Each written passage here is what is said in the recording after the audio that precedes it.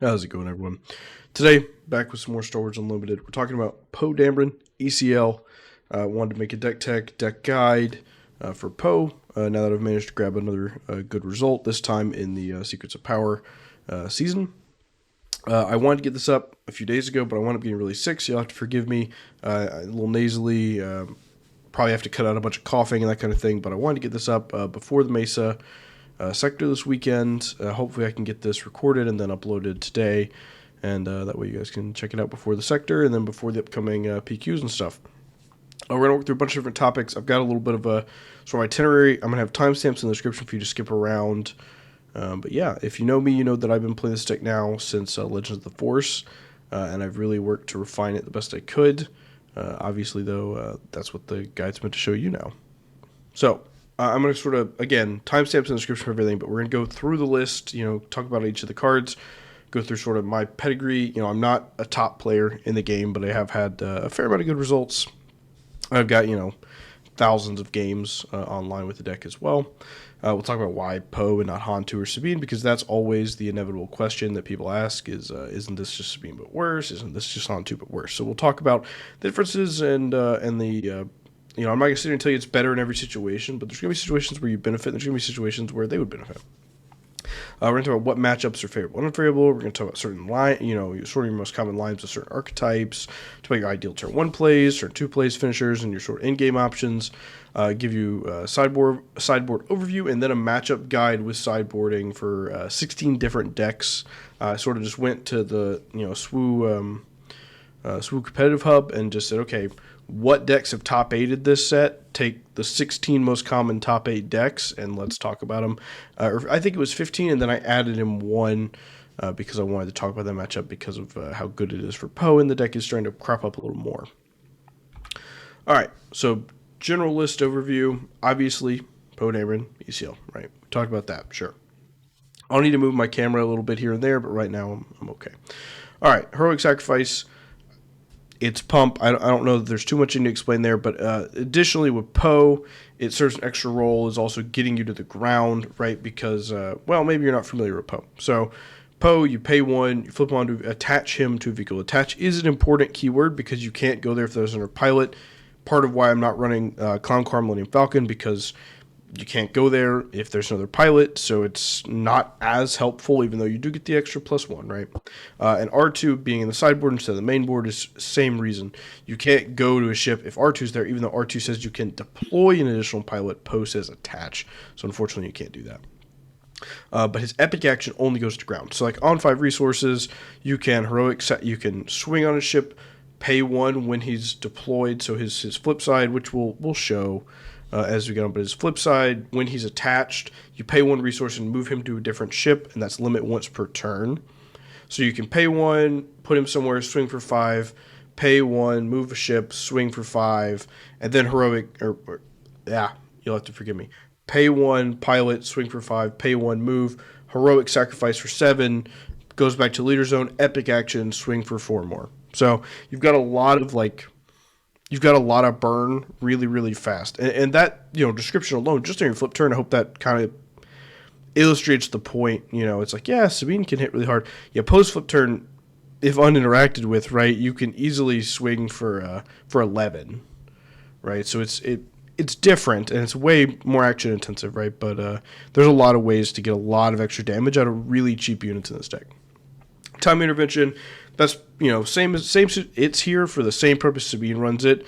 It's for, I've used my ECL. I'm going to need a little bit of reach later for my Poes, my Wreckers, and it's also really strong in those aggro mirror matches, and it's smuggle. Black 1, this is a weird one that you don't see in other decks, but with Poe as the leader, you actually ping 1 damage to a unit on attack all the time because he's a leader unit. And then, of course, when it's upgraded, it gets +1. So while upgraded, it becomes your best ship, right? It's a 6/6 straight up, no ifs, ands, or buts. 6/6 with Chewie or Luke pilot, a 5/4 with Poe pilot, right? So versus the Green Squadron A-wing being a 3/4 with Poe pilot, or a 4/6 with Luke, or with Chewie, and a 4/5 with Luke, right? Jar Jar I've got for a little extra punch on the flip, but I've also done him as a turn 2 play before. Like if you're playing like in Control Power of the Dark Side deck, You can you have like an A-Wing, go Jar Jar, plus your A-Wing, protect from Power of the Dark Side, pay 1, put Poe, go 7 to base, right? So he's fine. He's a +2 pump with a body that you can plot. I've enjoyed plotting him. I'm not 100% sold on him in the list, especially as Power of the Dark Side is getting weaker and weaker and less common. I'm not as sold on Jar Jar, but I do think I like him in the list. 3 Karis. Control is still enough of a factor where Karis is helpful. You do want some ground units in this, so I played the deck very flexible. So this is not like I only play space units to the deck. This is very much I can pivot arenas on a dime, and I really like the flexibility. This is not like the Poe Data Vault, but with just Poe and Wrecker at the top. This is very much I'm flexible in both arenas, and I've got a lot of outs regardless of what you do. You know, for example, Han2 Blue Force is really popular right now. There's a lot of situations where you might have to ECL a Karis into an Ogdo first action on turn 2, because you will not, and let's make this really clear, you will not outrace Han2 Blue that slams Ogdo turn 1. If you go, okay, well, sure, I'll slam a Chewie on a ship. Yeah, you're hitting for 1 more, but I promise you, if they get that Poe on 4, you will lose that race 10 times out of 10. So you need to have an out for Ogdo and things like that. And you got to be always thinking about those, and we'll talk, about that as we get to the matchups. Luke Pilot's a safer pilot in game 2 and 3. I don't pilot him a lot in game 1. I don't like him as a turn 1 play really either, but he is an emergency turn 1 play if you get really unlucky, right? But as a pilot, he's really solid because you pilot him up. He doesn't get the same benefit as Chewie, but all the upgrade hate, the capture, the bounce, you just get him to the ground, so you effectively lose 1 resource if you pilot him, right? So it's not nearly as punishing if you get upgrade hated, right? Phoenix A-Wing, good, turn 1 play, blue leader. I would love to have 3 blue leaders, can't find room in the list. I don't like it as a 3 cost, I almost never play it in space as just a 3/3, because if I'm going to pay 3 for a ship, I'd rather play red 5 or Sabine's Masterpiece or black 1 and put Poe on it, right, for the same cost. So I almost never pay 3 for it, so I really only ever use it as a 5/5 ambush. And in those situations, 2 winds up being plenty because I don't need to find it till 5 resources, so it doesn't really become a problem. Keep in mind, you can put Poe on this late game. Presumably, obviously, you're not going to pilot it up on 6 right away unless your leader immediately died, right? But late game, if you just want to establish hey, I'm going to put a 5/5 dude on the ground, kill something, move Poe, and now I'm presenting a 7 power ship on the ground, you can do that. It is a vehicle, even if it's on the ground arena. 3 Cassians as a finisher, great card. 2 disabling Fang Fighters, running Fang Fighter because it's a ship instead of running Constable. I can put pilots on it, so it's a little more flexible than Constable for me. That works out really well. Also, I had someone the other day say, why Fangs in the main? It's not heroism. There's not that many upgrades. Yet there are a lot of upgrades. I promise you, just at the PQ I played and got 6th with this list this past weekend, I needed it constantly for condemns and in trenches. Han2 Blue traditionally runs 2 to 3 in trenches in the main. You've got every villainy deck on the planet running condemn. You've got Han2 ECL running General's Blades. So trust me, you might really wish you had it. And worst case, on your 5 resource turn, you don't have a heroic sacrifice or something to get Poe on the ground. You swing 5 with the ship that Poe is on, play a Fang Fighter, knock Poe off, flip, use a Jar Jar plot, and go 6 more to base, right? So worst case, you can use it to defeat your own Poe upgrade, which is always fine. Or it's just a 3/2 ship. Like, it's not that bad. It's just a ship. It's got the same power as Red 5 and Sabine's Masterpiece, just without the extra benefits there. Red 5, obvious reasons. It's got a 4 body, doesn't die to blue leader. It's great against all the Han 2 decks. It synergizes really well with Black 1, because Black 1, like we said earlier, I just realized you can't see my mouse. I've been hovering my mouse over stuff this whole time. I'm so sorry. All right, well, Black 1 has the 1 ping on attack, right? So Black 1 does 1 damage, and the Red 5 can follow it up with 2.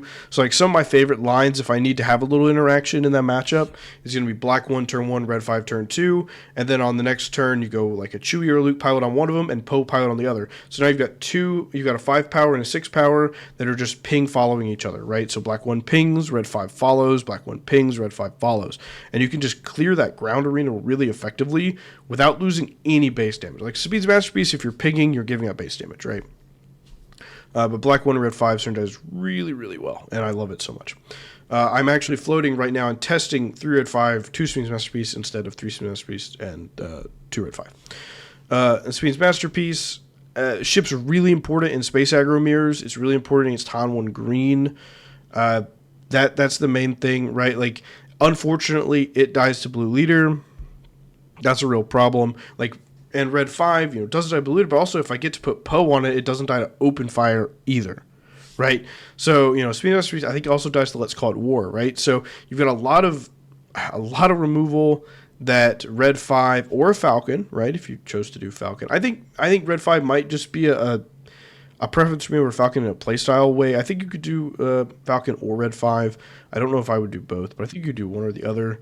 But there's a big like value in that 4 body that I didn't really think about as much before the PQ. Now I'm still able to play around it, blue leader killing Speed Masterpiece is not the absolute end of the world, but when you think about the matchups that you're going to face a lot, like your Yodas, being able to live a blue leader is pretty good, right? Or being able to, hey, they blue leadered my turn 1 play. Maybe I played a black 1 and unfortunately got blue leader and it lived. I play red 5 and they just have to ram it into red 5, right?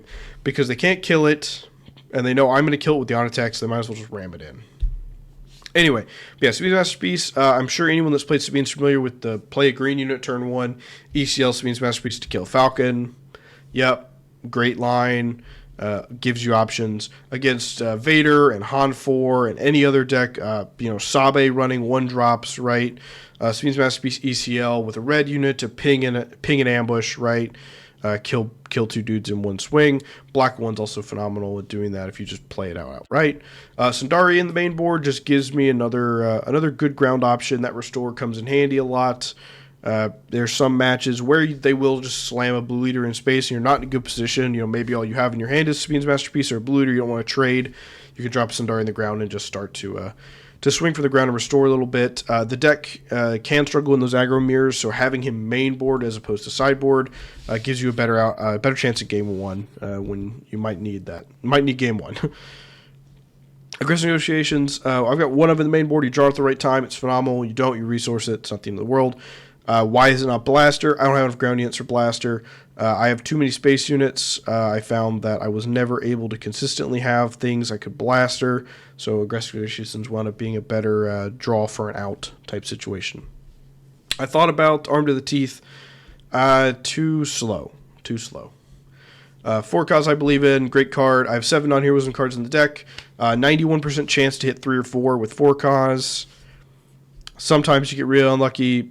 Most of the time, you get 3 or 4, and it's fine. Sometimes you get really unlucky, right? I had one of my locals, I hit 1 the other day. But anyway, sorry, we're taking too long to get through the list. I'll hurry up. Figure of Unity, card's amazing. I've gotten questions about this a lot. Bottom line, let's compare it to other upgrades that can go on vehicles. Or just upgrades in general, right? Yoda's lightsaber can't go on vehicle, it's out, right? I want to be able to put it on vehicles. What vehicles can Figure of Unity go on for me? Red 5, black 1, Sabine's Masterpiece, blue leader. Right. Obviously, I can't put it on Green Squad A-Wing or Phoenix Squad A-Wing. Or Disabling Fang Fighter. It is a +2/+2, and it gives all other friendly units Overwhelm, Raid 1, Restore 1 while that unit's ready. I've had games where I have Chewie on a black 1, and I slap Figure of Unity on it, and I start going 8 to base. And then you can say, well, Sudden Ferocity would be better at that point. Yeah, if I only have 1 unit, yeah, Sudden Ferocity would be better. It's not heroism. Right, Sudden Ferocity is not heroism, which would hurt 4 Cause odds even more. But at the end of the day, it can stack with pilots, and then a lot of the time, I have more than 1 unit. Right? So, and I've talked about this before. One of my favorite options for my flip turn is going to be Poe flip into Jar Jar, Figure of Unity on Poe. And now Poe himself is presenting 8 damage, and all the other dudes, because I'm almost never flipping with an empty board. Everything else has raid 1. So if 1 unit swings with raid 1, I have now matched the damage I would have gotten from Sudden Ferocity, right? Because Sudden Ferocity is 3 power, no health, by the way, no plus health. Right, so Sudden Ferocity is giving me 3 power. I've now matched that power. I've also restored 1 and given everything Overwhelm. It is very, very easy to underestimate how strong that Overwhelm is. Being able to have a blue leader overwhelm through something, or a Poe ECL Overwhelm, is really strong, and is really, really, really easy to underestimate it. I had it as a one of when I went to Seattle, and that card put in absolute work. And you have to think against these heroism decks like Yoda Data Vault, for example, especially game 1. they're not going to confiscate that over a Chewie, right? Like if I have a ship with Chewie and Figure of Unity on it, they're confiscating the Chewie 9 times out of 10, and that Figure of Unity is still up there just putting in work. And unless they're rivals following my leader, which means they're not rivals following a Poe, they're not rivals following a Wrecker, it still sits there and puts in work. So I've really, really, really enjoyed that card. It's been super strong, especially in aggro race matchups where they don't have ECL, right? In a matchup against another ECL deck, you have to be super careful because ECL Poe obviously knocks it off. So like Han2 ECL, you got to be super cautious there. But otherwise, it's a super strong card. Kazuda in the main board. Ramp, super common. I know I had someone ask me about that the other day. Ramp is extremely common. Kazuda dodges, Fell the Dragon, Takedown, but also he synergizes super well with Wrecker, right? Because Wrecker is going to put me down a resource. So even if you're like, okay, there's not that many ramp decks in the meta, there are, but that's fine. Even if you think there aren't that many ramp decks in the meta, once I play Wrecker, I go down a resource. And then I pretty much stop resourcing on 7 in most games. Unless I draw a smuggle card, I'll go up to 8, right? Because if I'm on 7, I can timely Poe. And then if I draw a timely and a Wrecker, or if I already have a timely and a draw a Wrecker, I can resource up to 8. So I pretty much stop resourcing on 7 most games. So most of the time, pretty much unless I play Kazuda on curve and they didn't ramp, worst case, he's swinging for 4 for like 2 turns, right? Most of the time, he's swinging for 6. He puts in a ton of work. And he's hitting back for 4 when he's buffed up like that, too, which is great. Chewie is here for obvious reasons, right? One of the strongest pilots in the game. One of the biggest pain points for Blue-Green Hero to answer. Obviously, Game 2 and 3, people bring in Capture. That's its own thing, right? And then Poe and Wrecker. I don't think I really need to talk about Poe and Wrecker. Phenomenal ECL targets. I will say the only thing I should mention about Poe is always keep in mind that you can defeat any upgrade. It does not need to be an opponent's upgrade. So more often than not, well, not more often, occasionally when it benefits me, I will ECL a Poe after swinging with my leader on a ship and defeat my own upgrade on 5 so I can flip and go 4 more. So like if you needed 6 to base, ECL Poe, discard 2 cards, 2 to base, and then defeat your Poe upgrade, flip to ground, and go 4 more to base. So you can actually get 6 damage out of those 2 cards, and that's worth keeping in mind. We'll talk more about the sideboard when we get to the sideboard stuff. I want to talk more about some other stuff first, and we'll circle back around. All right, Pedigree, why me? I'm, like I said, not a multi-PQ winner. I do have 1 second place with Poe ECL last set, and then I've been to 2 PQs so far. I got 12th in one of them, and then 6th this set. That's not like an incredible, oh my god, phenomenal player, phenomenal deck pedigree, but it's enough to say, hey, the deck is competitive. I've only been to 2 events, and I've done reasonably well at both of them. I think I could have gone farther at the one this past weekend, unfortunately, but we'll talk more about that as we get there. Been working on this deck since beginning of Legend of the Force. Really deals with those blue-green, Force decks. It's really good in control. It's really good into those blue-red decks. Basically it's good into the decks that Sabine has a hard time beating. Han2, it's hard for me to exactly compare. Han2 is very different. This is much closer to Sabine than it is Han2. Space aggro, like I said, is starting to see a rise. We've seen Vaders. Not as much on the Han4 side, but we've seen a lot more Vader start popping up. This deck beats the crap out of Vader. It is not even close. I actually don't know. I have never lost a best of 3 to Vader. I've not lost a lot of best of 3s at PQs. And I've never lost one to Vader. It's just not close. I do not lose very many games to Vader, I guess, is the point. And that is the most popular of the other space swarmy decks out there. You won't have to worry about that. And then it also is really strong into Piett. I wouldn't say Piett's like an auto win, but it is very strong into that because you're actually able to deal with the capital ships that Sabine can't kill.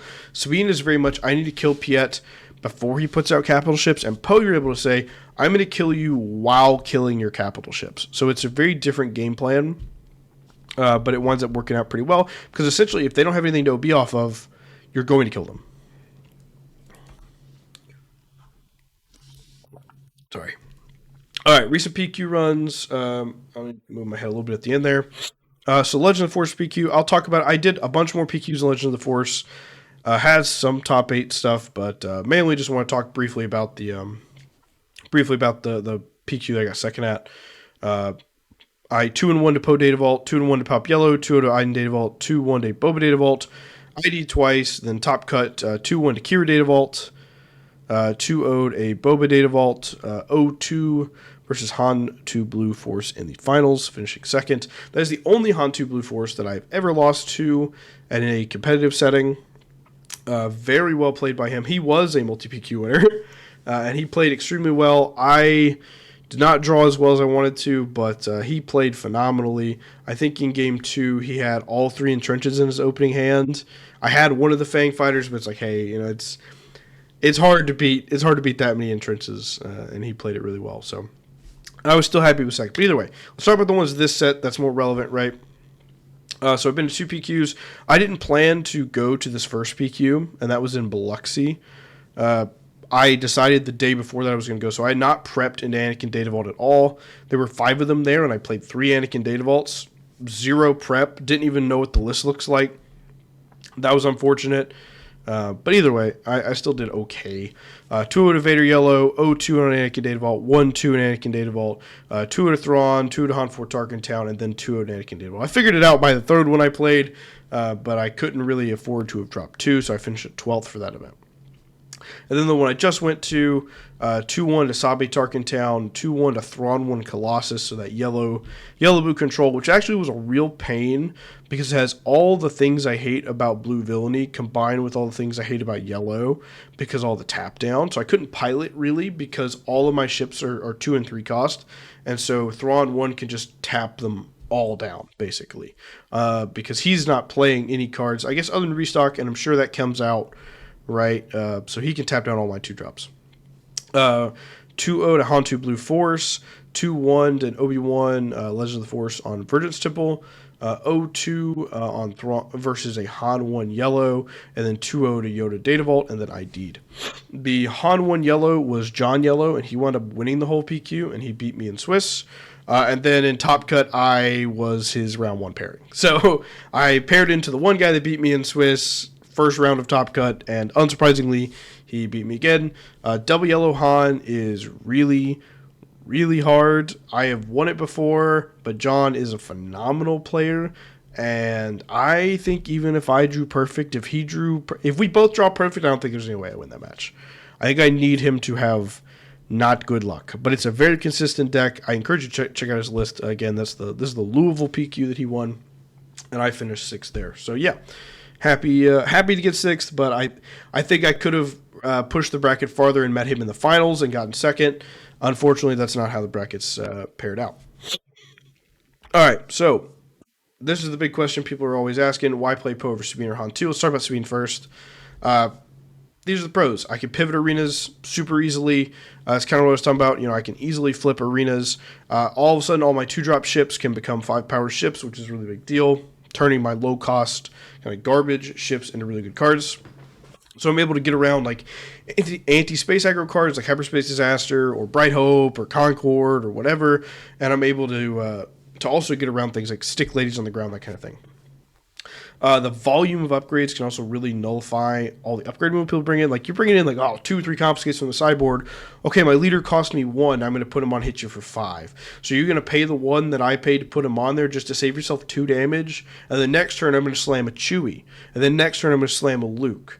Right? So there's only so much upgrade removal you can have. And when you're having to use it constantly to just remove 1-cost upgrades, or using it on a Luke that cost me 3 and then he gets to go to the ground, it really hurts that upgrade. It's like, man, I'm spend all these resources to kill these upgrades only to have it go to the ground or only cost 1 resource, right? He's a little more robust of a leader. Obviously, I do flip a turn later, but a 4-6 is a lot harder to remove than a 2-5. Believe me. I played a lot of Sabine. She was my main deck when I started playing. Every single deck says, I know how to kill Sabine when she flips. Whether that's a takedown, although takedown's less popular now, whether that's a Qira flip and slam, whether that is an ECL into her of some kind, whether it's just slam a Typho or Chirrut and say, I'm going to blank your leader, right? It's pretty crazy. But yeah, so it's worth a thought. Obviously, there's benefits and disadvantages to both of them, right? The leader action, Sabine's leader action generates 1 damage a turn. Poe's leader action can generate up to 4 damage a turn. So it's saying it's how high is your ceiling, right? Sabine's floor and ceiling are the same height. You're getting 1 damage a turn, period. Poe's ceiling is 4 damage and his floor is 0. So you're saying, hey, with a little work and a little bit of resources, I could potentially get 4 damage per turn, right? With 2 resources, 4 damage per turn. Obviously, and you're not, taking damage to your base as well, which can be relevant for aggro mirrors, but not really relevant versus like Yodas and things like that, right? More open deck construction, you're not limited to playing Rebels for things like Rebel Assault, right? As you saw, I don't have that many Rebels. It's pretty much just my 2-drop ships that are Rebels. I don't run Rebel Assault because I don't have enough. When I cut K2, I was like, all right, well, there's, I think I had Fleet Lieutenant in here until this set, and then when I cut K2 for Kazuda, I was like, all right, I'm not running Fleet Lieutenant anymore. I don't even have Rebels for Fleet Lieutenant. It's also just less known. That's something I talked about some. It's much more challenging to understand the lines, how to sideboard against, versus, again, everybody has a plan for Sabine, right? Every single person. Now, let's talk about what Sabine has over Poe. Poe is more action-heavy. Sabine, using things like Rebel, Assault, and Fleet Lieutenant action sheet, can maintain initiative easily. Poe is very action-heavy, loses initiative a lot, and initiative can complicate aggro mirrors, If you say I can kill you in, sorry, my head's in the way. If Sabine can say, all right, here's Rebel Assault, boom. All right, you've got 8 health left on your base. You might have to just claim, right? Like, you might not get to move Poe multiple times. So that can matter. It really can. So initiative is a big deal, and there's a situation where she can really put you in check very quickly because of it. It's also easier to play Sabine. There are less, sort of critical decision points, I like to call them, and required matchup knowledge. When I'm putting Poe on a ship, I have to think, all right, am I in open fire range? Do they have No Good to Be Dead? Do they maybe have Waylay? Do they have Sanctuary Shuttle? Do they have fucking Power of the Dark Side, Entrenched? Right? So I'm having to make a lot more decisions and take a lot more risk than Fleet Lieutenant 5 to base, right? It's much more challenging to make those decisions. It requires you to understand more about your matchups. So I think of it as a more complicated, higher ceiling, space-heavy version of Sabine. That's how I've always played the deck. I tend to play more controlling than I probably need to. But I tend to like to say, okay, well, if I'm going to keep your board cleared out until 4, 5, 6 resources, I'm going to win in the mid-rangey decks. Now, if I'm playing against Yoda or something, I'm just going to hit you in the face till you die, But in aggro mirror, you tend to have to play pretty controlling because of what I mentioned a minute ago with the initiative issue and action-heavy issue. You're going to want your opponent's board to be as small as possible. All right. Why play Poe over Han2, right? This purely could be a playstyle thing. I've tried both.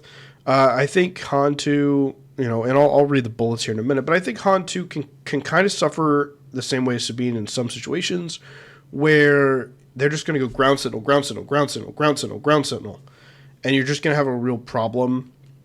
The bottom line is the matches where Sabine and Han2 can struggle, it is going to be because of ground signals, and Poe just doesn't have the same issue, right? Like, Poe just says, okay, I don't care, play Village Specters, play Typho, I'm going to be over here doing this, right? And then the matches where they win easily, like the matches where Sabine just runs you over in 2 seconds, Poe can just do it in 3 seconds.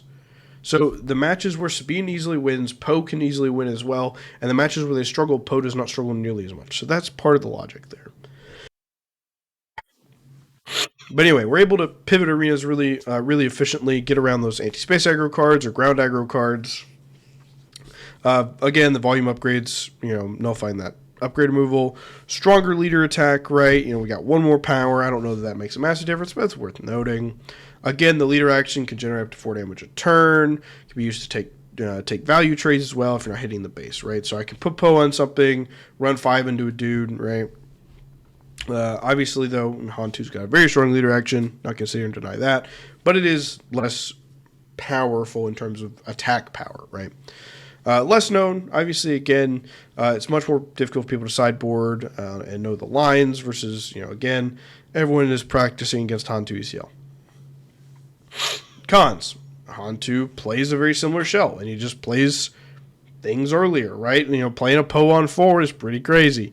You've got more flexible turn 1 plays, versus I have a couple turn 1 plays I really don't care for. Can top out at 7 thanks to the tap, right? Not worried about Wrecker taking you back down. I have to top out at 6. No point in running Keller and Beck, because if I play Wrecker, I can't play Keller and Beck the next turn, right? So it's playing a 7 cost just doesn't make a whole lot of sense. Similar situation here, you know, more open deck construction and not having to worry about having ships to pilot, that kind of thing. So he's got a more open deck construction. Again, I think the decision point is Poe over Han2. I think Poe is superior to Sabine in this meta. So I think the decision point becomes, do you want to play Poe or do you want to play Han2? And I think both have advantages and disadvantages. All right, let's talk about the meta and kind of the favorable, unfavorable matchups. So heavily favored matchups. Vader Yellow, Chancellor, Kylo, Qira DV, Han4 Red and Tarkin Town, Palp Yellow. Those are your heavily favored, and pretty much every flavor of Palpatine, by the way. I put Palp Yellow, but Palp Colossus, Palp DV, even the Palp Tarkin Town we've seen pop up is heavily favored into those. I've done a lot of testing, and I've not had any problems at all with any of those. Moderately favored, we've got Yoda DV, Piett Red, Han2 Blue Force, 30 in Colossus, and Boba DV. And then on the neutral, kind of, hey, this is kind of a iffy matchup. Depending on you're gonna need to make sure you're drawing decent cards, right? Han1 Green, Anakin DV, Han2 ECL, and Gar ECL. Unfavorable matchups. Sabine ECL, because of what I talked about earlier. You need to keep the board clear because a Rebel Assault can cause you serious problems. Now, post sideboard, you have a lot of help. The sideboard is engineered to say, oh, fuck, I'm playing against Sabine. I need to, make sure we're going to be okay here. Luckily, Sabine ECL is not as, relevant in the meta right now, so you probably just won't match them. But if you do, there is a plan for it. Cad Tarkin Town, which again, not as common in the meta, particularly the weenie Cad Tarkin Town. The mid-range Cad is much less of a problem. Still kind of a hard matchup. That's not changed from previous, iterations of most decks. Target Town decks are good against ECL decks, right? Sabe Yellow/Red, mostly Sabe Yellow. The double yellow Sabe can be kind of tough. The red is less tough, but still. You really kind of need a specific card in your hand against Sabe to really swing that matchup more toward favorable. We'll talk about that when we get to the matchups. Generally, though, you're going to have an easier time playing into green-blue, red-blue, harder time into yellow, particularly double yellow, and that's that. All right, so these are kind of your key lines and key points for aggro. I know my head's in the way. I'll move it. ECL in this is critical. ECL mirrors, literally whoever gets the most valuable ECL can easily decide the game, right? If I remember I had a game last set, a PQ, ECL to Sundari Peacekeeper into like a Battlefield Marine, I think. Just to try to stop like a Fleet Lieutenant. I was playing against a Sabine. ECL to Sundari Peacekeeper into a Battlefield Marine to stop a Fleet Lieutenant. And I think I don't remember what I had in space. I think it was just like a A-Wing, just like the 3-2 A-Wing or something. He ECL'd a red 5, killed my A-Wing, and killed my Battlefield Marine. And that was just it. That was just the game. It's like, oh, well, my board's gone. Your ECL was better than mine. You win, right? So unfortunately, that's just how it goes. But yeah, so these are kind of the important cards in those aggro mirrors. Wrecker and Poe are phenomenal, obviously. All of your pump, heroic sacrifice, scripts, negotiations. Typho is in the sideboard, comes in these matchups. He can put in some work. You don't get the healing disclosed very often, but you can try to keep it in mind as you do your resourcing. Not that many green cards, though, in the deck. Fang Fighter, a lot of upgrades. A lot of people run in, whether it's General's Blades or Dark Sabers or Bounty Hunters Quarries in the Han2, although maybe I think they've started to shift a little bit away from that. Or pilots, right? Han2 runs that Poe pilot, so...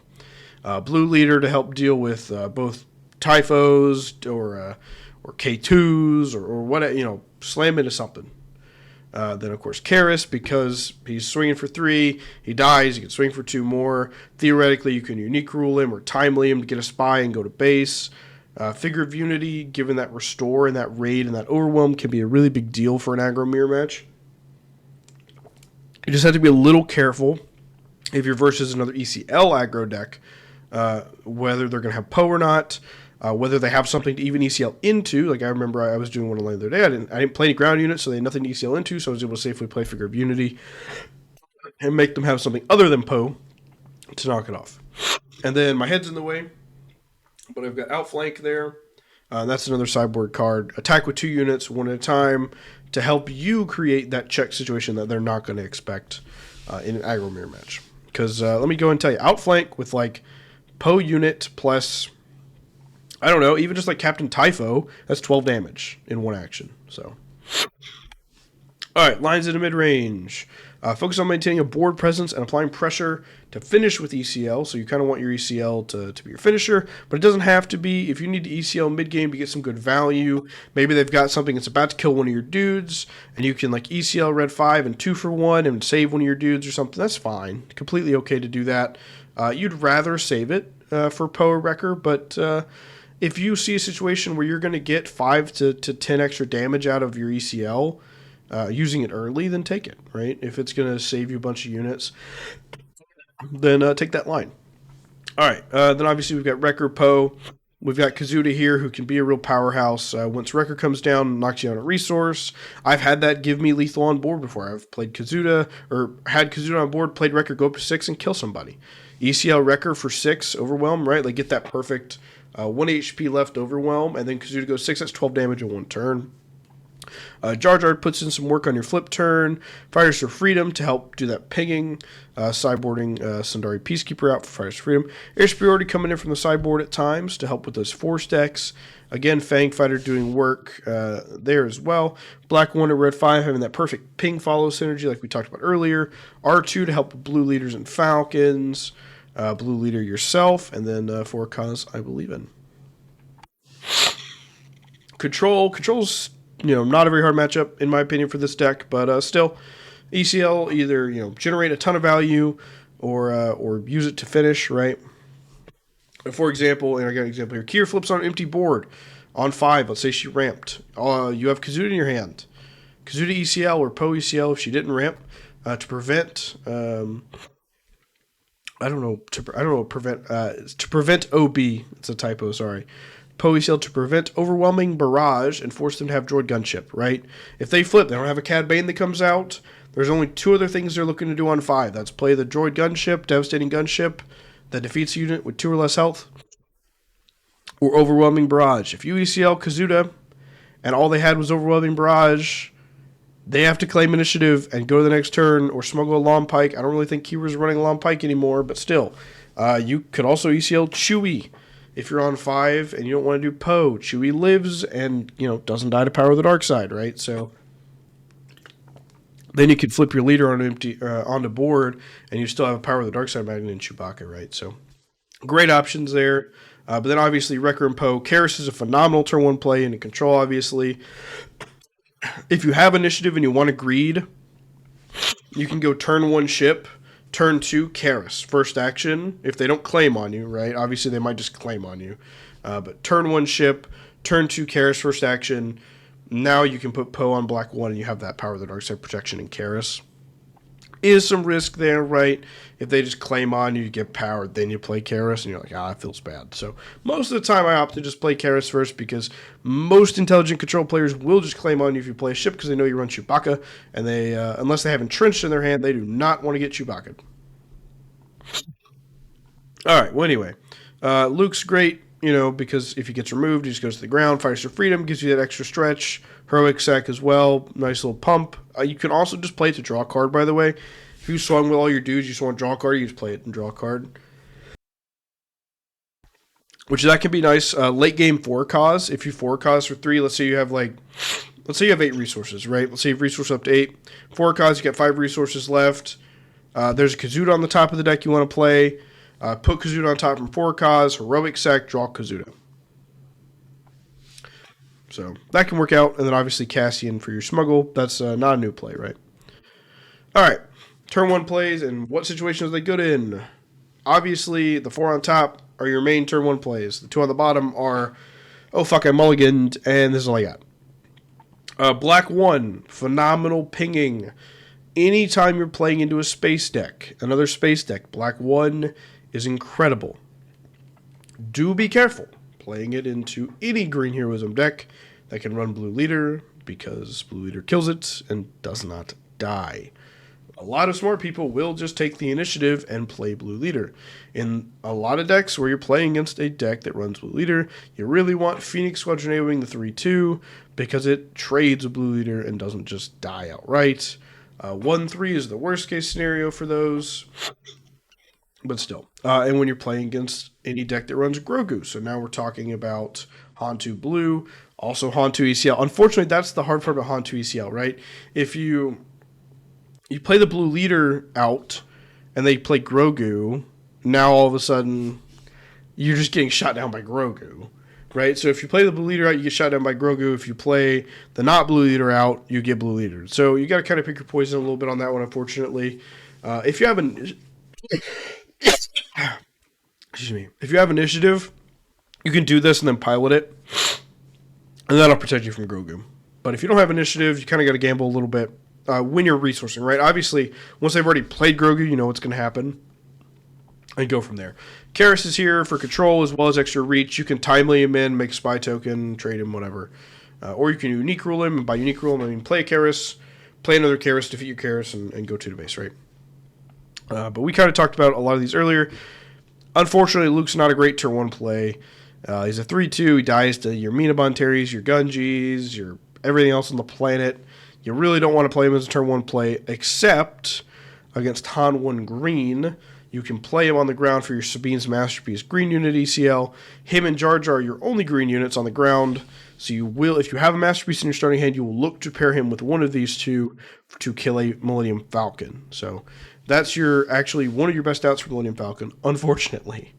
Otherwise, Black 1 or Phoenix Squadron A-Wing, followed by a Red 5 ECL.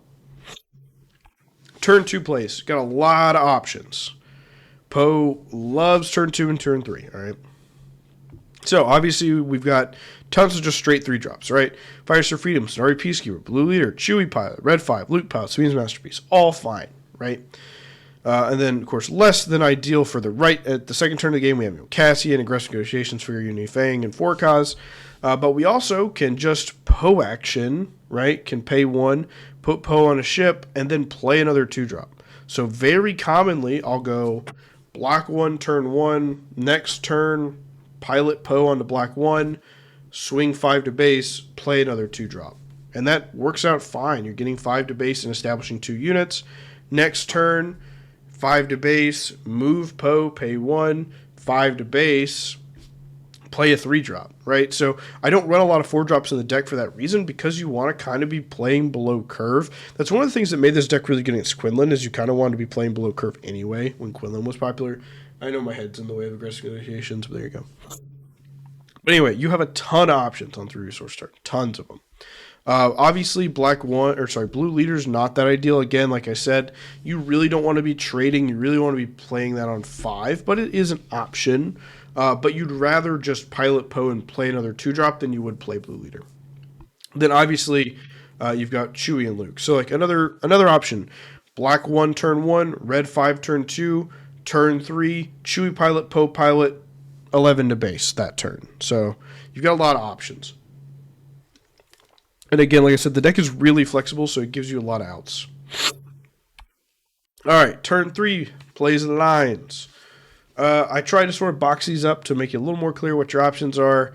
You can go Kazuda or Typho, whichever one's currently in the deck. Like I said, Typho's sideboard, Kazuda's main board. Switch them if you want, depending on the matchup, right? You can just play that outright on 4. Or you can swing with a 3-drop, move, swing with another 3-drop, and then play a 3-drop.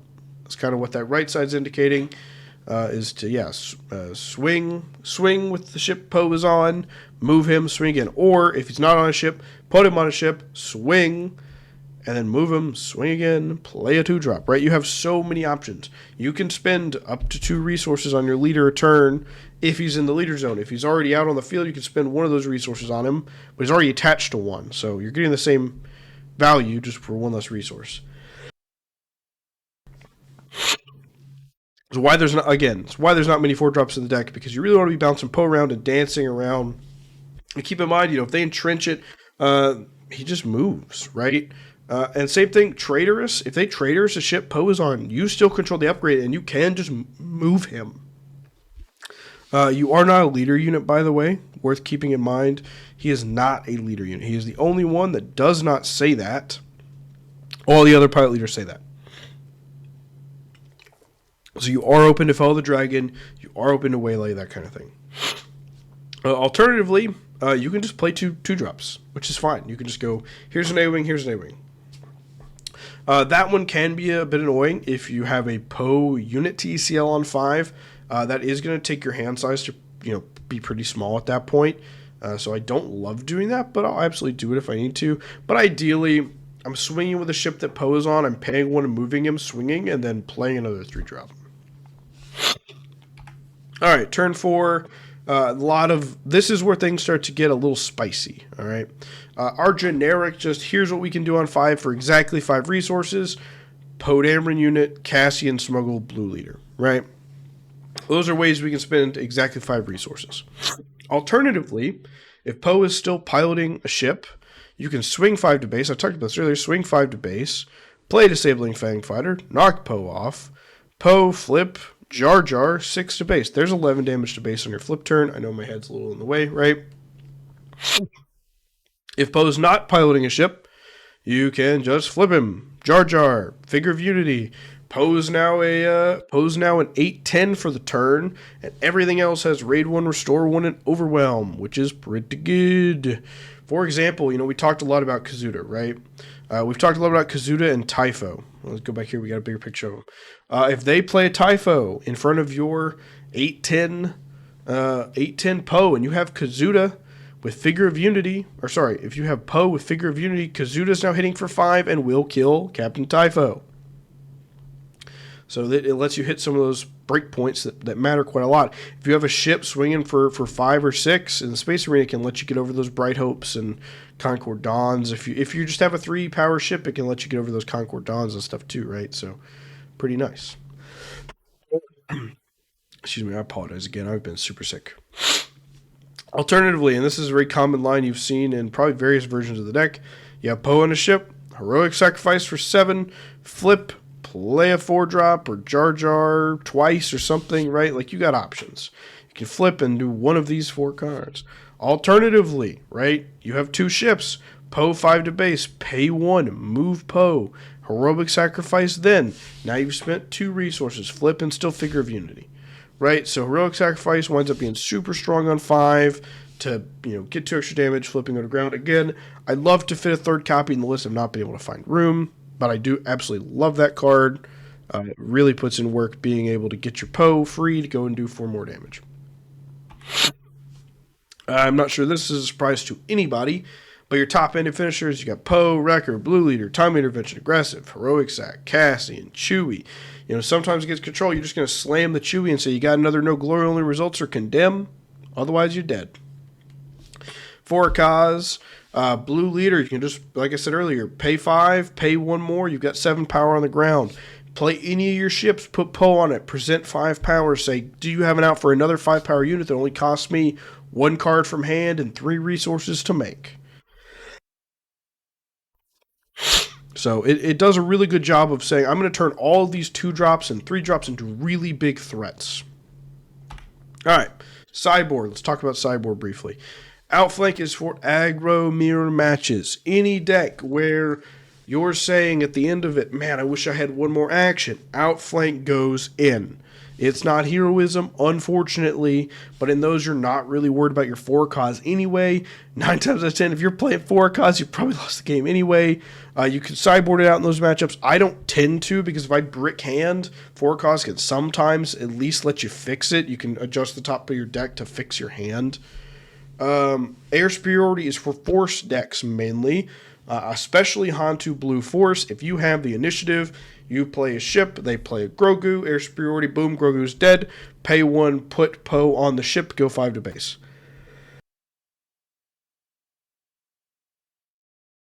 Oh, again, I apologize. Why not open fire? It does the same thing as air superiority, but it costs one more. It can hit space units, right? So I think there is a real argument for open fire instead of air superiority. It also open fire kills Falcons, which is great.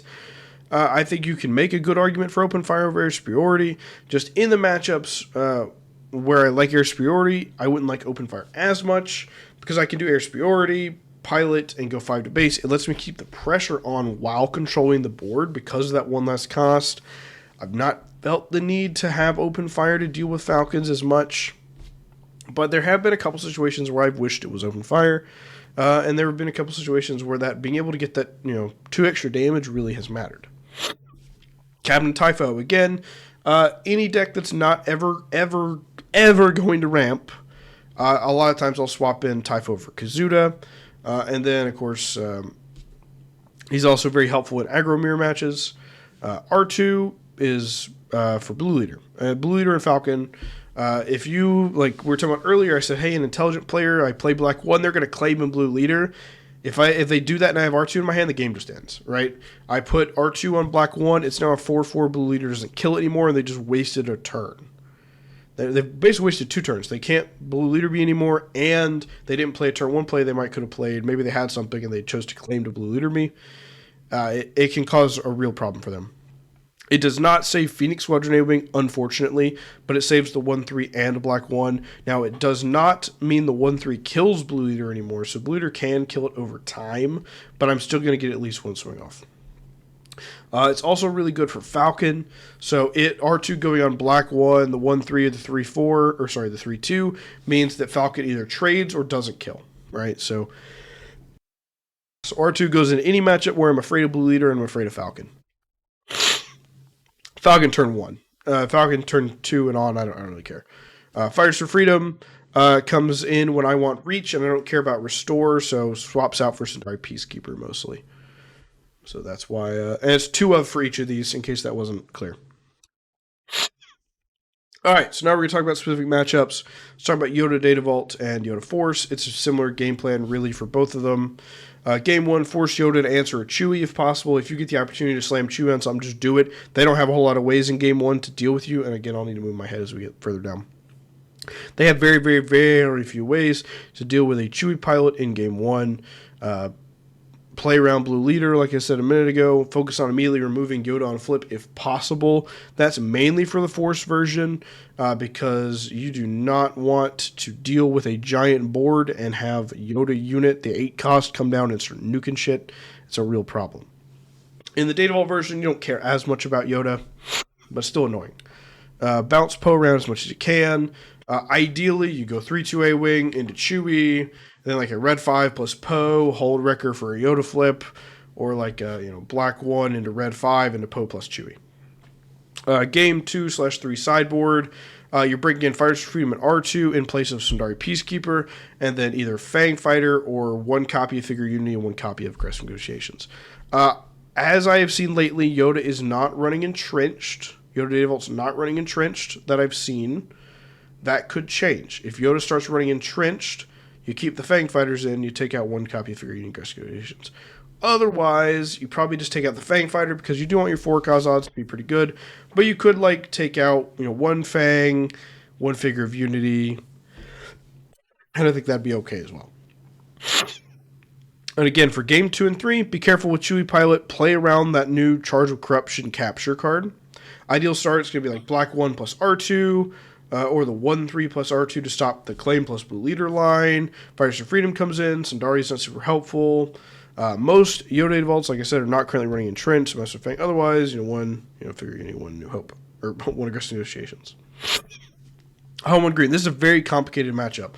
I got 2 whole pages on this one. Game 1, ideally you're setting up a green unit into a Masterpiece ECL, so that's Pilot Luke into Sabe's Masterpiece. Alternatively, 3/2 A-Wing, Red 5 in hand, or Black 1, Red 5 in hand, can ECL into a Falcon and kill it. You can set up a race line with Karis, Sandari, Kazuda, Jar Jar, plus Figure on flip, but make sure you have a Fang Fighter because you will just die to a Chewie Pilot most of the time. All the time, because they'll just go like Holler, Chewy, Surprise Strike. You just lose. You can, like, maybe with enough restore and a little bit of luck, you might can get there, but I would not bank on that. All your turn 1 ships, like I said, can be used to kill Falcon or Holler with a Poe pilot. So even without Masterpiece, you can turn 1 ground unit. They swing, you play a ship and put Poe on. Obviously, like, I'm sure you're like, okay, what if they put a Han pilot on and just hit your ship? Or what if they just hit it while you're trying to do that if they don't swing? They have to be hitting your units instead of base, which is also okay at times. It's a hard matchup. I'm not going to sit here and pretend like this is an easy matchup. It is a mulligan and a sideboard heavy matchup, so let's talk about that a little bit. That's why there's 2 pages for this one, all right? You want to plan to handle 4 things in your hand, as many as you can. You're not going to be able to handle all of them, but you want to think about, hey, how many of these 4 check boxes can I check in my opening hand? You want a way to answer a turn 1 Falcon. You want to answer a pilotless Holler. Poe can kill Holler on any of the ships, requires the opponent to not just hit the ship sometimes. The 3-2 A-Wing is a clean answer. You can put Poe on it next turn. If you're prepared for Falcon via green ground unit Masterpiece, you can swing and then play the Masterpiece and pray they don't hit it. Not a great option because they probably will just hit it. Or play a red unit and then ECL Masterpiece on 4. So you can go like Karis turn 1, for example, for the red. Sundari turn 2, ECL Masterpiece the next turn and kill it.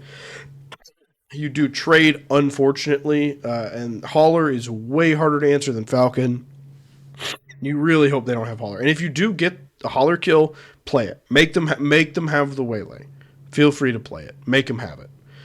But anyway, to continue on there, Piloted Holler, you need a Fang Fighter in hand. If you don't have Fang Fighter, you're dead. Piloted Holler is really hard. Bright Hope was in my sideboard for a while. It's not anymore. If they pilot a Holler and you do not have a Fang Fighter, you will lose. If you like trying to get Poe ECL into Han on 5 is not fast enough, you'll lose. So you need a Fang Fighter if they play a Holler. So if your opening hand has a Fang Fighter, you're answering a lot of these openings. Anyway.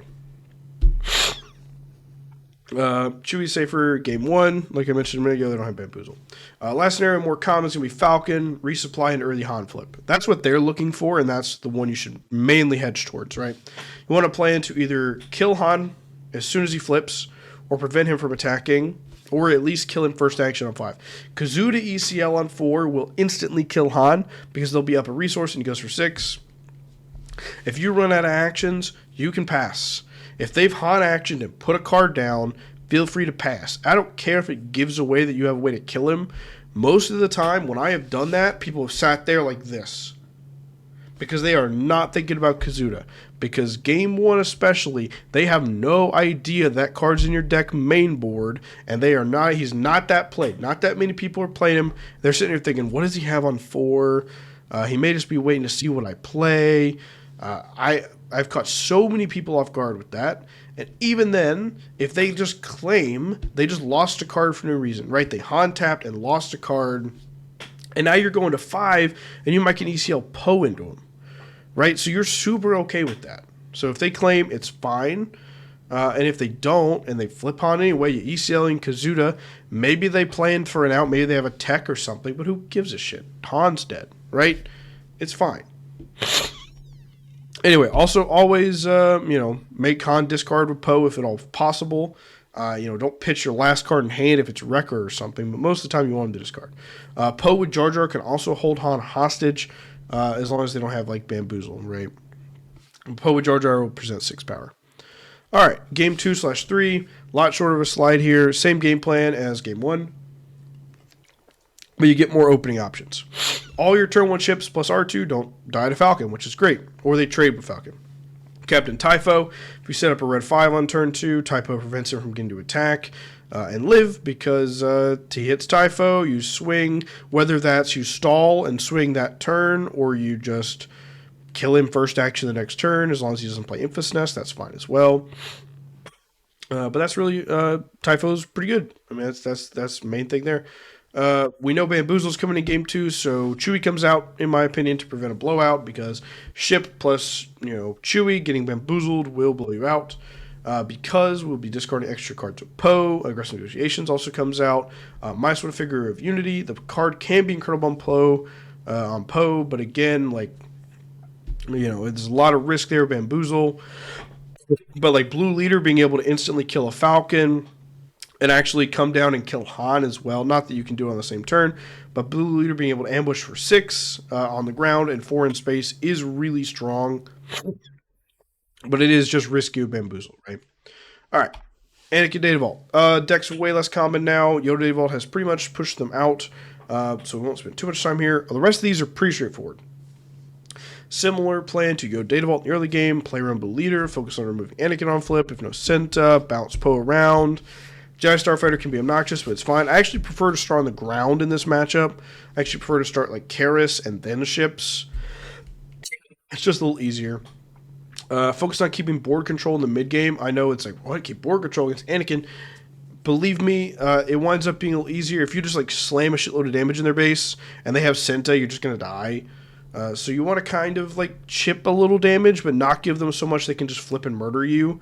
And you want to really take control around that like 5 resource turn. You want to start trying to like really start to turn the corner and put damage on base. For example, you know, I've got a note there. Like I remember one of the games I won, like I ECL'd Poe into 2 spies. Like discard a card, hit a spy, flip my leader, and kill Queen Amidala. They've got an empty board. Right? I've still got Legendary Poe and Poe Leader on board. But if I don't kill Queen Amidala, she removes Poe, either Poe, Leader Poe, or Unit Poe, right? With the Anakin tap. So sometimes you just have to say, hey, if I don't do this, you're going to get so much value out of your Anakin tap that I got to make sure you can't. If you start strong, you force a race, which you can win. It is tough. But if you're completely uninteracted with, and you get to just say, like, here's a ship, here's Chewie, 6 to base. Here's a ship. Here's Poe. 5 more to base. Here's Figure of Unity. Here's 12 to base plus restore 2. Whatever, right?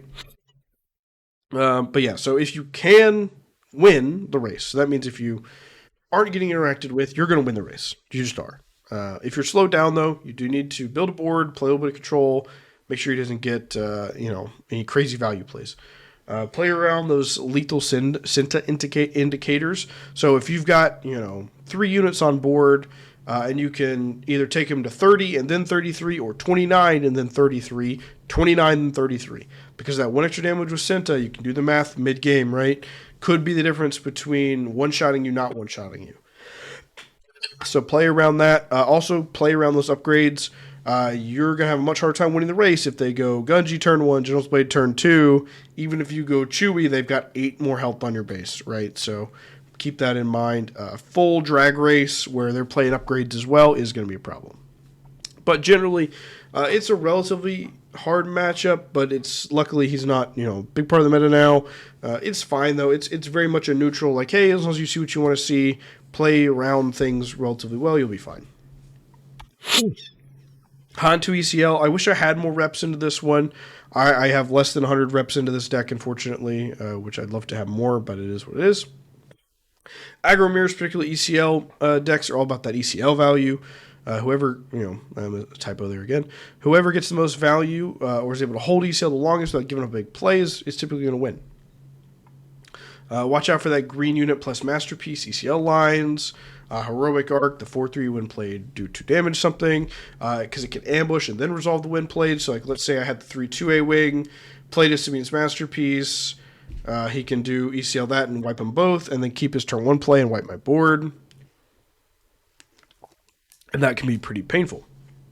In a perfect world, you get to hold ECL to 5 or 6. Most of the time, you're kind of forced to ECL early, unfortunately.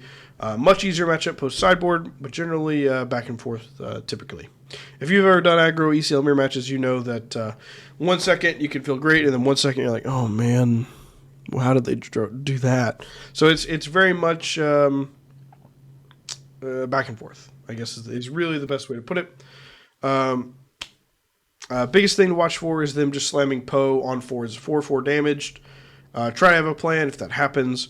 Worst case, you have to ECL Poe into Poe, but that's a losing line, right? You're saying, I'm going to trade my Poe into your Poe just to not die, and then they still have ECL, and they can just ECL Wrecker now. And your leader has 6 health, which is that perfect sweet spot for Wrecker for 5 damage, 6 overwhelm, right? So you really don't want to do that.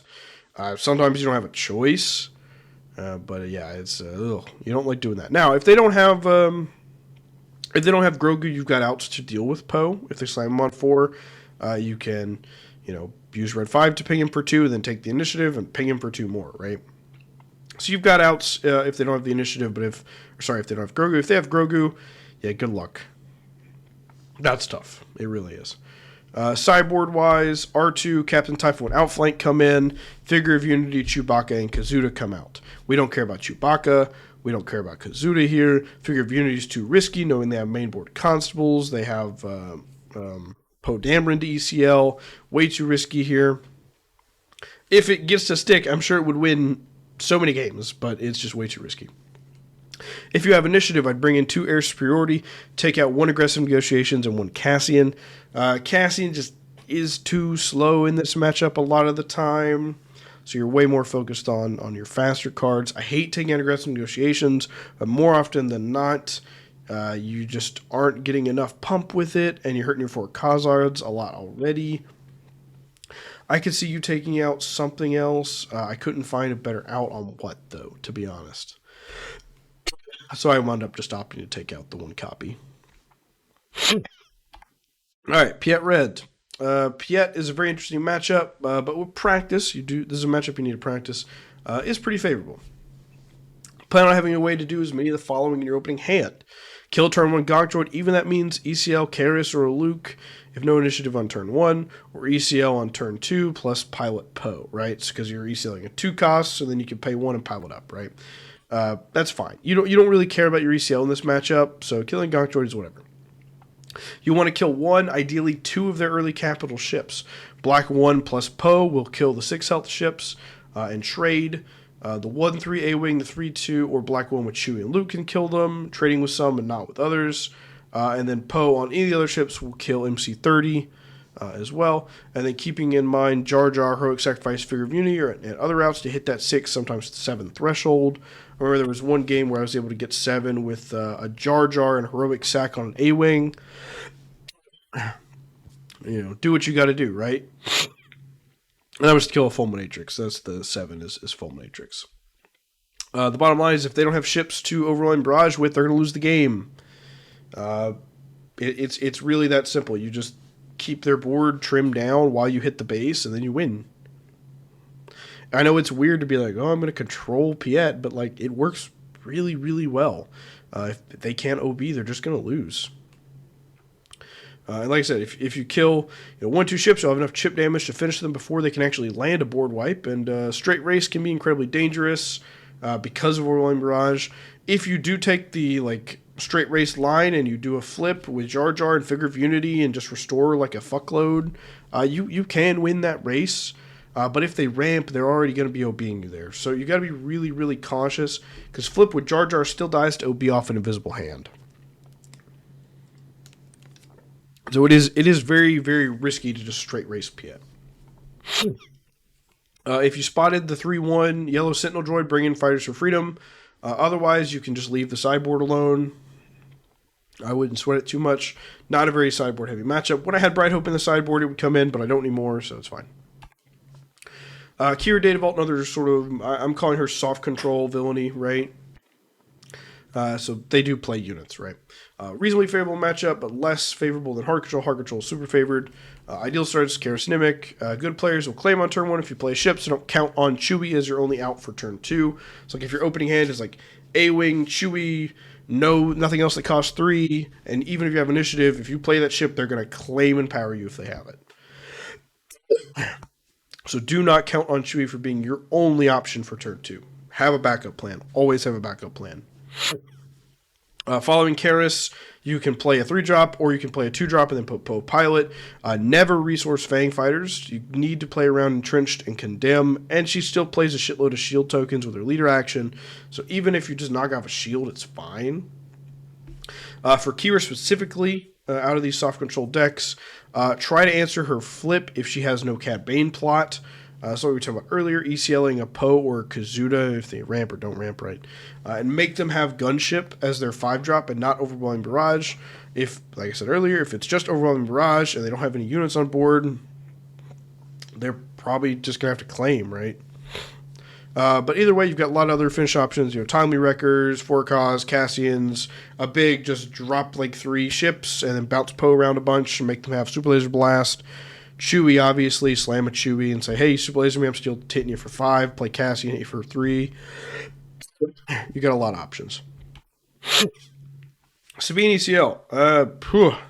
This is a hard one. It is. It is a hard one. It's super winnable, but hard. Very hard matchup. Really control here, unless you blow them up out the gate. Focus on surviving Game 1. Sideboard will help you tremendously for Game 2 and 3. Ideally, you can force them to early ECL, because you can ECL Poe on 5 to deal with the leader, and hopefully at least one of the unit. Main board, Sundari, Figure of Unity, Heroic Sack, Aggressive Negotiations, and Fang can do serious work here. Reminder, if you dry play Wrecker to kill something, just to buff Kazuda if you need a +2 pump to get you over the line. Even if the Wrecker play is not super, even if they don't have a ground unit, you can still blow up a resource just to get you over that line if you need a +2 pump. Outflank, Captain Typho and R2 come in here. R2 really helps, again, blue leader lines, as well as just, hey, I played the 1-3, you played the 3-2, I'm going to put R2 on it and you can't kill me anymore. Without a Masterpiece ECL, which again forces that early ECL like we talked about. I would take out Kazuda, Chewie, 1 Figure of Unity, and 1 Cassian in this matchup. Han2 Blue Force 30 and Colossus. It's a very complex matchup, but it is favored. Avoid playing the 3-2 A-Wing without initiative, or Grogu/Marin can just shoot you down. My head's in the way again, I know. Make them have the Entrenched is normally fine. You've got Fangs in the main board. You've got Poes in the main board. Plan on answering a turn on Ogdo in your opening hand. If you don't get an answer for long enough, because there's not that many ground units in the deck, you will just die. There's not a whole lot of ifs, ands, and buts. So you need to play around Ogdo and Grogu. Those are the 2 things you want to be playing around. If you need ECL a Karis, ECL a Karis. You still get 2 spy, 2 damage space from a spy, and then you can pile it up and go. But you will just lose that race if Ogdo gets to keep swinging. Turn 1 black 1, turn 2 ECL Karis, disclose, pilot post, 7 to base, and you answered Ogdo. So that's worth your ECL. You made up 7 health worth of difference. And if you had initiative, Ogdo didn't get to swing. So you're on a 25 HP base, right? ECL is a 25 versus it would be 30. If you ECL and kill Ogdo and he doesn't get to swing, you've just saved 5 damage. You just got your entire ECL value, printed cost value, out of that ECL. So it's fine. In a perfect world, though, you get to hold it for Poe Wrecker, but that just doesn't always happen. Sorry, oh man. Talking for an hour and 12 minutes is killing me. If you get to freely dance around Poe in space, you'll do so much damage you can kill him on 5 or 6. If they don't get the entrenches, if they don't get the, let's call it wars, the open fires, they're just going to lose the game super fast. The Han2 Blue I played this weekend in Louisville. I 2-0'd him in like 10 minutes, maybe 12. If you don't count shuffling, obviously. All right. Palp Yellow, pretty favored. Game 1, generally safely piled up a Chewie on turn 2. It can be important to play around Bazine turn 1, so a good line is to keep 2 2-drops in your hand for turn 1, and then you can just pilot, play another 2-drop, swing, all that jazz. Beware of your ECL here. If you ECL near the Palp flip turn, be ready for like a resupply and instant flip. Most of the time it can be good to just hold ECL and make them flip with no good targets, and just kill them with your 2-drops. Because the bottom line is you can make all of your 2-drops hit for 5. All your ships can hit for 5. So it's just like, put on so much pressure they have to flip and take a 2-drop, and then smash a Wrecker into Palpatine. Game 2, watch out for Traitorous. Talked about this earlier. Poe can move off a Traitorous ship. It's to a friendly ship because you still control the upgrade. So if they want Traitorous a 2-drop, move Poe, you're fine. Fang and Poe ECL can also be used to answer Traitorous as well. Change Heart can be a bit of a pain. They change Heart something big, that's going to hurt, but you'll normally be fine. Chancellor Secrets Power Data Vault, Heart Control Game Plan. Ideal starts, Karis Nimic. Good control players will claim on turn 1, like I mentioned earlier. If you play a ship, so don't count on Chewie as your only out for turn 2. Following Karis, you can play a standard 3-drop or 2-drop plus Poe Pilot set up for next turn. Never, ever, ever, ever, ever against target control resource Fang Fighter. You need to play around Entrenched and Condemn and Top Target. Lots of finish options. Time Wrecker, Forecast, Cassian, Go Wide, Chewie, all that jazz. You got great options. Swap Sundari for Fighters for Freedom, and you're good to go. Han4 Tarkentown, Han4 Red. Never pilot when coordinate can be active, or you're just going to get punished 9 times out of 10. Ideally, just don't pilot unless they've claimed and you just have a spare resource. Black 1 really carries this matchup. Being able to ping 1 damage, it can 2 for 1 on turn 1, which is phenomenal.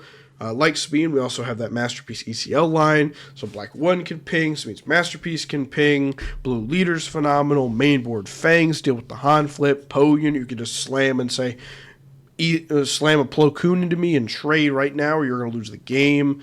No sideboards really needed, but you can swap Fighters for Freedom in for Kazuda if you want. Kazuda, you know, it's whatever.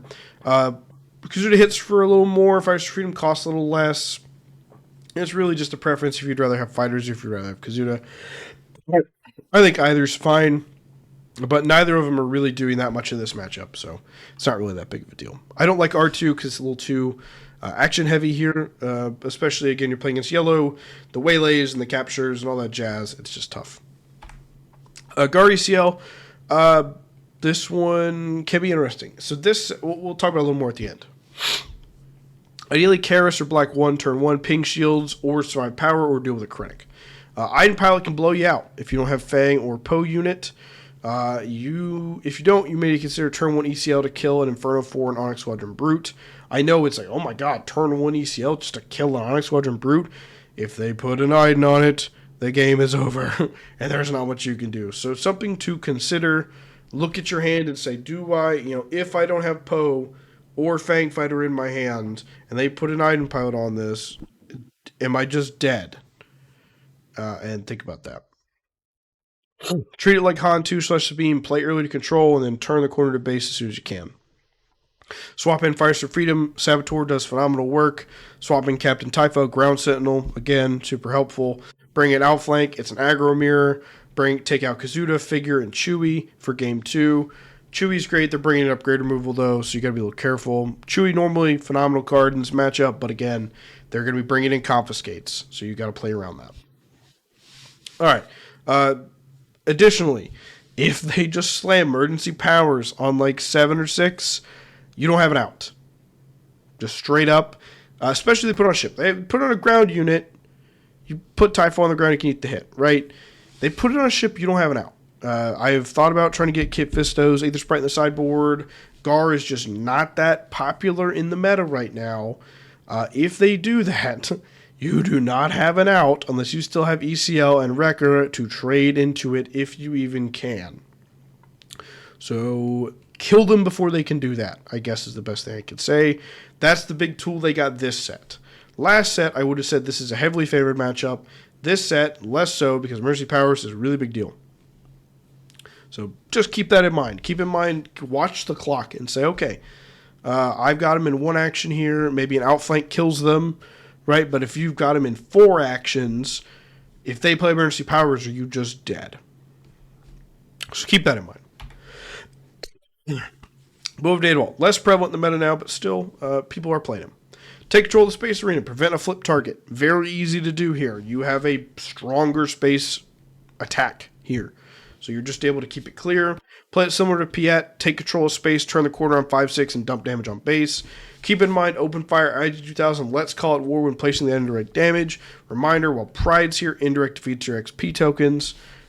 Pretty easy. Like, they drop a Fet's Fire Spray. You just ram any ship with Poe leader on it. Kill it. Flip to ground, 4 to base, right? Or slam a Luke pilot on something, ram it, dies, Luke goes to ground. Very easy to trade and create board presence at the same time. Not a hard matchup, really isn't. And you've got Fangs in the main board, you got Poes, you got all this great tools. So pretty simple matchup. Nothing, not too complicated, not too difficult. Cad Tarkentown, this is a tough one. Very challenging matchup. Luckily, mainly the 2-drop version. The Yeah, we'll talk about it. Always choose to start on the play with the initiative. Better to get turn 1 Tarkin down than busy and rip your turn 1 play. You don't draw turn 1 play. You have to claim. You play a dude. You get McClunkied. That dies. Then they play Bazine again. I promise you it is better to just get turn 1 Tarkin down than that, because you will lose the game. If they have Bazine McClunky, you're dead. Not 0, nothing you can do. Always better to get turn 1 Tarkin down. 1-drop Cad. Hold on for dear life. Luckily, not really prevalent in this meta anymore. Thank God. This deck is atrocious. It is so tough. You pretty much had to plan on ECL, Sundari Peacekeeper, or Nimic to kill one of their plays at the start of the turn. Nimic's your ideal turn 1 play, because at least you play him, and they either don't Tarkin down him and he gets to kill one of the plays, or they Tarkin down him, you swing with a spy, first action next turn. Do not pass. Do not pass. Let them just, claim initiative, let them kill it. You won't get to swing until first action next turn. It's fine. If you pass, there's a solid chance they just immediately play another dude, and Nimic dies and it makes a spy, and you're in the same situation, but they got to play a dude first. Just take the initiative. Normal Cad Nimic is still the ideal turn 1 play. Watch out for Garandan with your Disclose. If you've got a turn 2 play that you want to play right that moment, show them your... It sucks to do this, but show them your Wrecker or your Poe versus whatever you're about to play. If it's something you're going to play the next turn, maybe you've got or maybe maybe a card you don't want to play. Maybe you've got like a red 5 and a 4 cause, show them the 4 cause.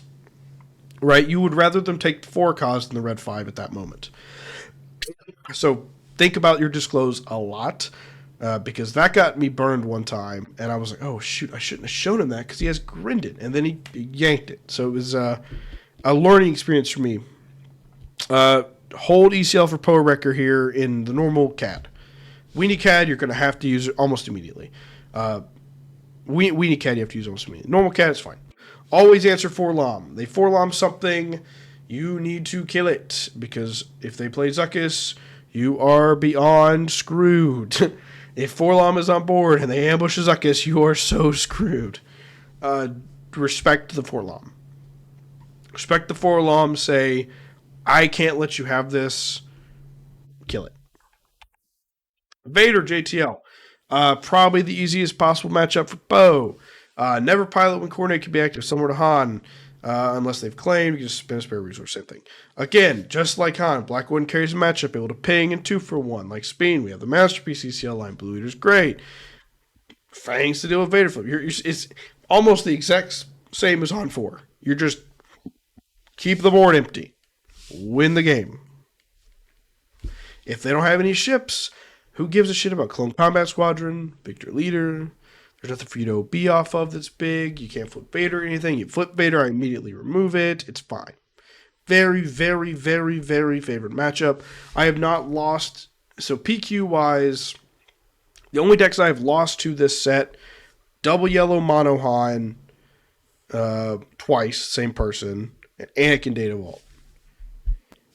Out of my entire history of playing Poe ECL, I have never lost a best of 3 to Vader Yellow. I'm not sure it's possible, because you have so many tools that deal with this deck. So don't sweat that one. And I think that might be it.